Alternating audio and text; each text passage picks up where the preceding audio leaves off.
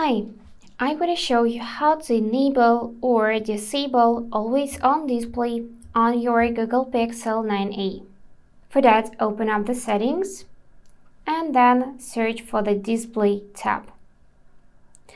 After that, tap on lock screen and find section always show time and info.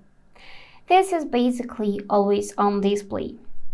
Once it's turned on, so the switch is in the right position, you'll be able to see the time and information such as date and degrees and your battery level. You can tap on the screen to view your lock screen information and then unlock your phone. To disable always on display, just toggle off the switch here, and now when you will lock your device, you'll see just the plain black screen. That's it for today. If this video was helpful, consider subscribing to the channel.